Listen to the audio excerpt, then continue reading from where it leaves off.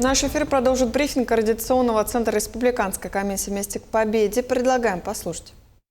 В рамках работы Республиканской комиссии «Вместе к победе» во взаимодействии с Северо-Восточным фондом помощи и поддержки Донбасс, оперативным штабом по дополнительному снабжению и снаряжению мы планово направляем гуманитарные грузы, адресные посылки и технику, которая сегодня востребована на фронте в зоне специальной военной операции. Если говорить о цифрах, то в этом году мы направили в зону специальной военной операции 91 единицу технику, в том числе 6 мотоциклов и 3 квадроцикла. Данная работа продолжается. Буквально завтра, послезавтра у нас начнется очередная погрузка техники. Это 6 единиц техники, которые у нас базируются на территории Мегино-Кангаласского района Нижнего Бестяха на базе администрации муниципального района Мегино-Кангаласский УЛУС.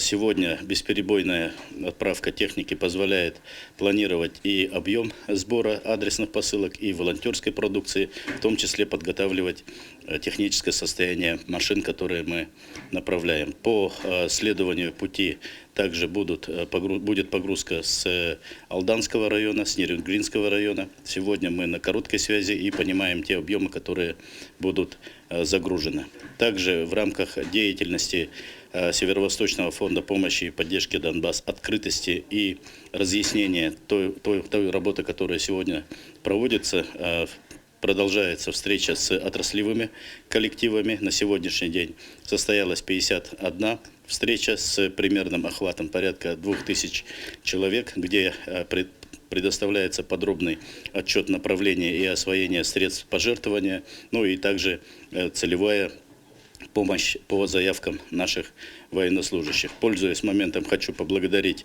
отрасль транспорта, Министерство транспорта в лице авиакомпании Якутия, полярные авиалинии, паромы Якутии сегодня оказывают бесперебойную поддержку, и никаких препятствий, каких-то временных простоев у нас не происходит.